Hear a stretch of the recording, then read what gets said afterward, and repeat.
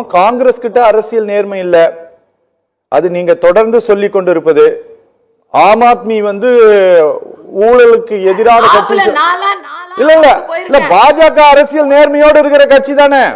நீங்க போன 17ஆம் தேதி இடி ரைட் நடத்தின ஒருத்தரை நீங்க 24ஆம் தேதி சேர்த்துக்கிறீங்களே, அதனுடைய டிசைன் எப்படி? அது எனக்கு புரியல. ஐயோ, எங்களுக்கும் தாங்க புரியல. நீங்க சொல்றத வன்மையா கண்டிக்கிறேன்.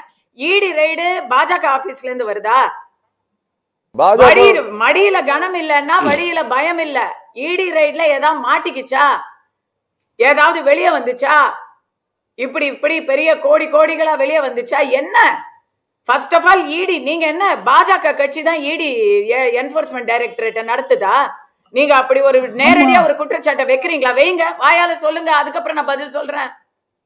பாஜக தான் நடத்துது நானே சொல்லணுமா? தமிழ்நாட்டுல வரதே இல்லையா?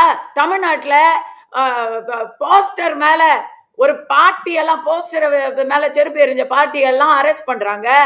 திடீர் திடீர்னு நீங்க அரெஸ்ட் ஆகுது, திடீர்னு கமிஷனர் மாறுறாரு. அதெல்லாம் நீங்க அது தமிழ்நாட்டுல நடந்தா அப்ப அதை நீங்க அரசியல் நேர்மைன்னு சொல்லுவீங்களா?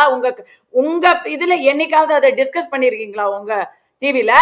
உடனே அரசியல் நேர்மை. பாஜகவுக்கு என்னங்க நேர்மை குறைஞ்சு போச்சு? நான் குறைஞ்சு போன இடத்த தயாரா இருக்கேன் பேசுறதுக்கு.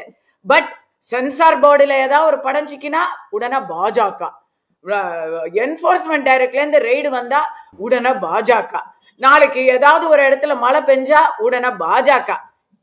ஏதாவது ஒரு கனெக்ஷன் இருக்கா? அரசாங்கம் எந்த வேலையும் செய்யக்கூடாதா? அப்ப எந்த வேலை செஞ்சாலும் உடனே நீங்க பாஜக, உங்களுக்கு பிடிக்கலன்னா பாஜக மேல பழி போடுங்க. ஏன்